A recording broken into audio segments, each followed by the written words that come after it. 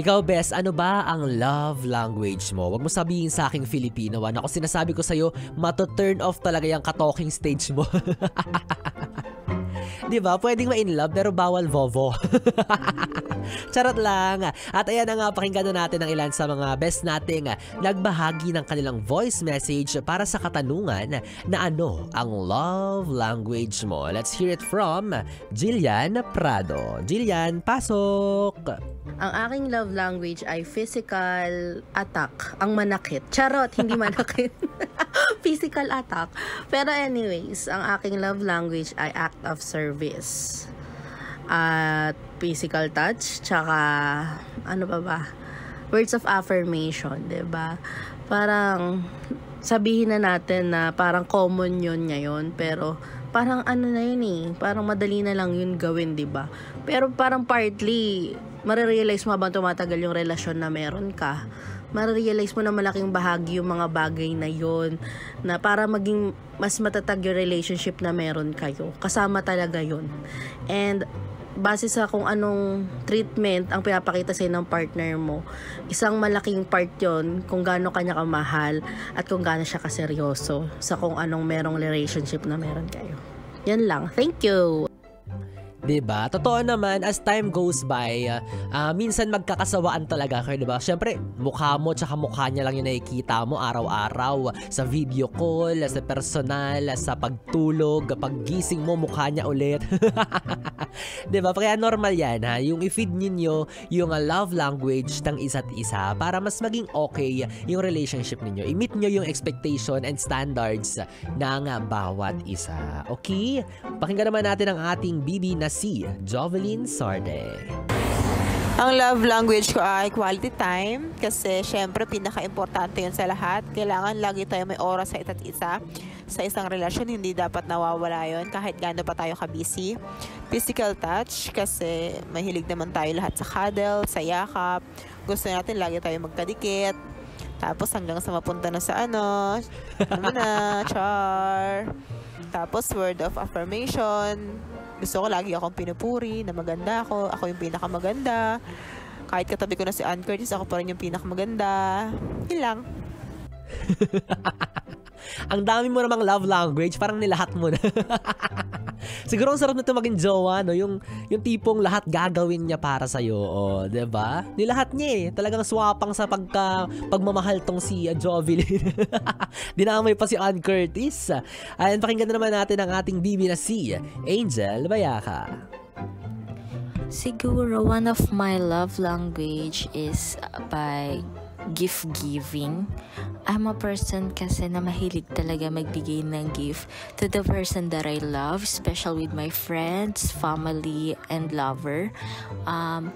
Dun ko kasi na-express yung love ko with them kahit na wala naman occasion totally. Like, if naisipan ko lang or let's say sila yung naalala ko sa isang bagay na to, bibilhin ko siya kahit magkano pa yung halaga niyan as long as mabibigay ko siya dun sa taong mahal ko.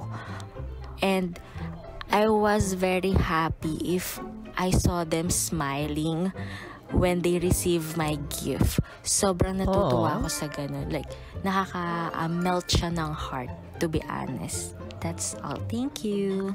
Ay, grabe naman tong si Angel Bayaka. Ito yung masarap jowain, 'di ba? Mahalin mo lang siya ng wagas. May iPhone 15 Pro Max ka na bukas. Hi, pakinggan naman natin ang ating bibi na si Casagrasa. Ang gusto kong nare-receive na love language mula sa partner ko is quality time. Kasi iba pa rin talaga pag nahanapan nyo ng time yung isa't isa kahit full schedule kayo. Kasi kagaya niyan, kaka-start pa lang namin pareho mag-work.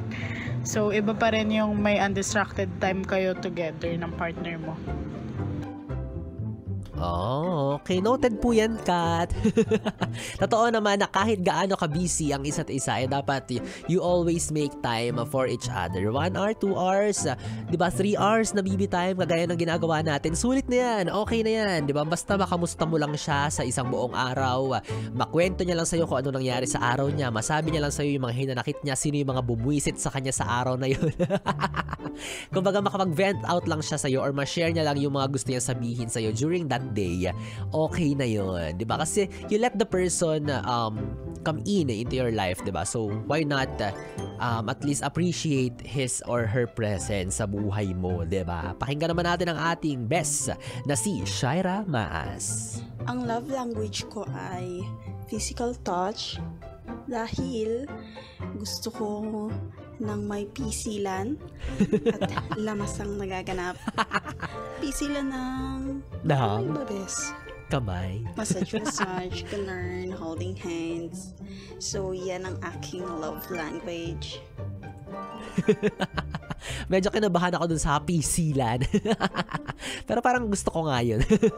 Matry nga minsan. Aminin nyo naman, di ba? Masarap din talaga makipagharutan minsan sa jowa ninyo. Yung tipong yung parang magkaibigan lang kayo pag nagkukulitan. Yung tipong ibabalibag ka niya with love. Yeah. Ire-wrestling ka niya with care. At ang ating namang huling bibi, pakinggan natin na Tony Refuya.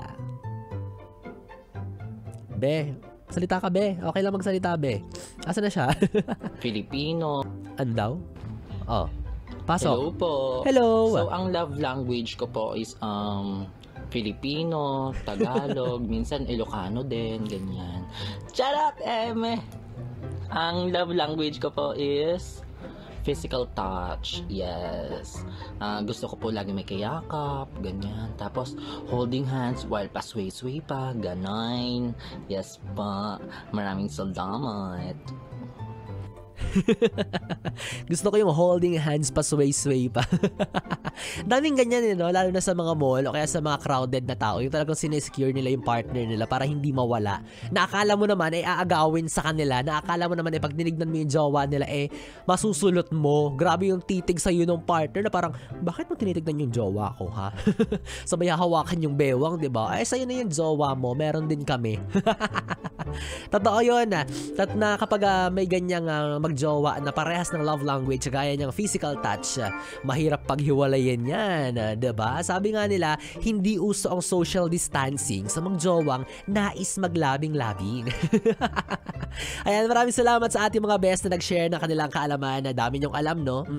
Feeling ko naman marami rin sa inyo walang jowa kaya hindi pa rin na-apply yung love language na yan. Coming from me talaga, akala mo may jowa na si B-Boy Bibo, wala rin naman.